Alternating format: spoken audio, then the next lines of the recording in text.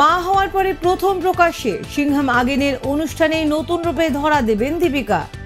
সমাজ মাধ্যমে মাতৃত্বকাল নিয়ে রসিকতা করে বেশ কিছু পোস্ট করছেন ঠিকই, কিন্তু কোথাও নেই নিজের কোনো ছবি।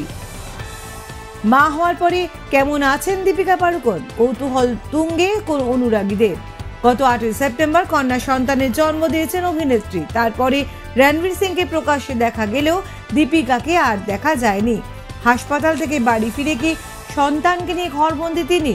প্রশ্ন তার অনুরাগীদের। সমাজ মাধ্যমে মাতৃত্বকাল নিয়ে রসিকতা করে বেশ কিছু পোস্ট করেছেন ঠিকই, কিন্তু কোথাও নেই নিজের কোনো ছবি। অবশেষে নাকি অনুরাগীদের অপেক্ষার অবসান হতে চলেছে। মা হওয়ার পরে প্রথম প্রকাশ্যে আসতে চলেছেন বলি নায়িকা। সিংহাম আগেন ছবির ঝলক প্রকাশের অনুষ্ঠানে নাকি আসতে চলেছেন দীপিকা। আগামী 7 অক্টোবর মুম্বাইয়ের নীতা মুকেশ আম্বানি কালচারাল সেন্টারে এই অনুষ্ঠানের আয়োজন করা হয়েছে বলে শোনা যাচ্ছে। ঘনিষ্ঠ সূত্রের খবর অনুযায়ী এই অনুষ্ঠানে নাকি এলাহি আয়োজন করা হয়েছে। উপস্থিত থাকবেন রণবীর সিং, অজয় দেবগান, অক্ষয় কুমার, করিনা কাপুর খান ও টাইগার শ্রফ। তবে এই অনুষ্ঠানের আকর্ষণের কেন্দ্রে দীপিকা পাড়ুকোন।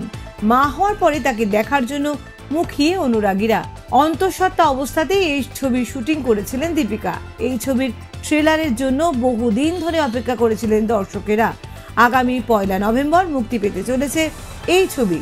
উল্লেখ্য, চলতি বছরের ফেব্রুয়ারিতে দীপিকা ও রণবীর সুখবর দিয়েছিলেন, তাদের সংসারে আসতে চলেছে নতুন সদস্য।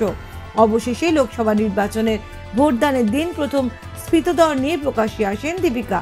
স্ফীতদর আসল নাকি নকল তা নিয়েও বিতর্কে পড়তে হয় অভিনেত্রীকে। তবে নিন্দুকদের মুখ বন্ধ করেছেন অভিনেত্রী। সন্তানের জন্ম দেওয়ার কিছুদিন আগেই উন্মুক্ত স্ফীতদরের ছবি পোস্ট করেছিলেন তিনি। সন্তানের জন্মের আগের দিনই সিদ্ধিবিনায়ক মন্দিরে পুজো দিতে গিয়েছিলেন দীপিকা ও রণবীর।